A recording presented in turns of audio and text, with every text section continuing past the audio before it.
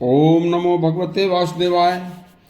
देखिए, सबसे पहले हमारे हिंदुस्तान के जो हिंदू राजा थे उन्होंने किस तरह से मुस्लिम धर्म को अपनाकर या मुस्लिम आक्रांताओं के साथ रहकर किस तरह से देश को बर्बाद कर दिया था।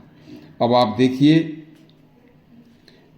इतिहास के पहले अंग्रेज प्रथम यात्री रॉल्फ पिच और एक इतिहासकार डिलाइट ने भी उस समय के किसानों की हालत पर लिखा है कि किसान अति दयनीय स्थिति में कैसे पहुंच गए थे।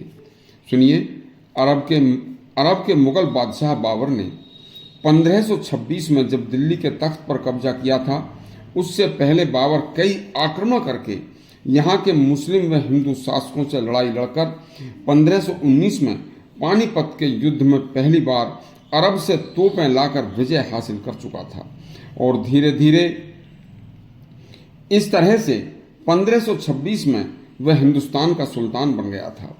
तब तक वह हिंदुस्तान के जनजीवन व यहाँ की नब्ज को टटोल कर सब कुछ जान चुका था।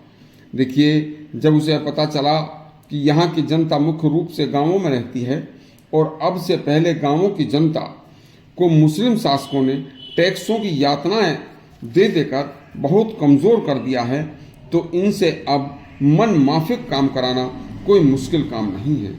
तुजू के बाबरी में लिखा है कि मनुष्य समाज में दो भाग थे।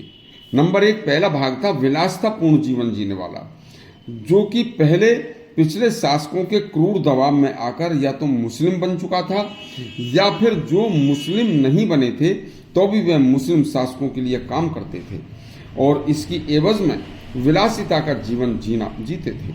उधर एक वर्ग था किसान, हाथ के दस्तकार, शिल्पी, कारीगर और मजदूर, जो निहायत गरीबी में गांवों में जीते थे। तुजू के बाबरी में लिखा है कि गरीब किसान तबके के पास पहनने के लिए वस्त्र नहीं थे।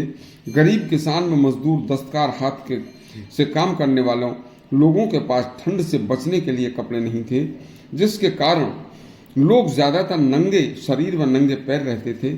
किसानों में मजदूरों के घर कच्ची मिट्टी के बने थे।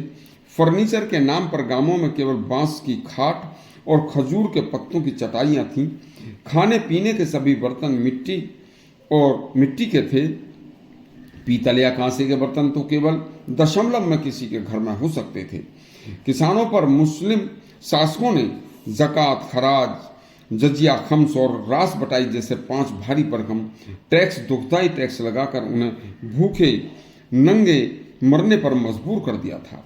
या मुस्लिम धर्म अपनाना उनके लिए एक विकल्प था। जो लोग इनके जुल्मों से तंग आकर इस्लाम धर्म अपना लेते थे, उन्हें इसी प्रकार के टैक्सों से आज़ाद कर दिया जाता था और फिर इस्लाम अपनाकर वह लोग भी इस्लामी शासक के साथ उसका हाथ बटाना शुरू कर देते थे।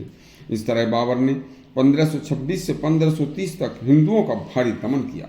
उनके मंदिरों को तोड़कर उनके स्थान पर मस्जिदों का निर्माण कराया तथा हिंदुओं को बड़े पैमाने पर मुसलमान धर्म अपनाने पर मजबूर किया।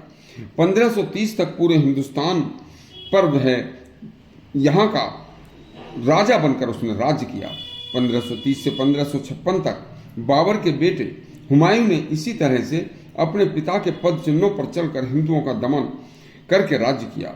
बाबर की मातृभाषा तुर्की थी। उसने अपनी आत्मकथा बाबरनामा व तुजू के बाबरी के अंतिम भाग में भारत का जिक्र किया है तथा बाबर की बेटी गुलबदन बेगम ने हुमायूं का इतिहास लिखा तो उसमें भी हिंदुस्तान का उसने जिक्र किया है, जिसमें खास तौर से बाबर से पहले महमूद खिलजी, अलाउद्दीन खिलजी, महमूद गजनबी, कुतुबुद्दीन ऐबक, गयासुद्दीन तुगलक, बलबन आदि का नाम लेकर उन्होंने कहा कि इन्होंने मेरी मंजिल बहुत आसान कर दी है।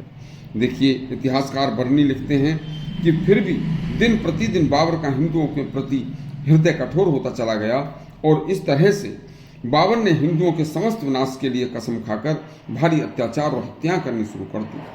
रॉल्फ पिच कहते हैं, जो पहले अंग्रेज यात्री थे, कि जिन्होंने 1585 से 1519 तक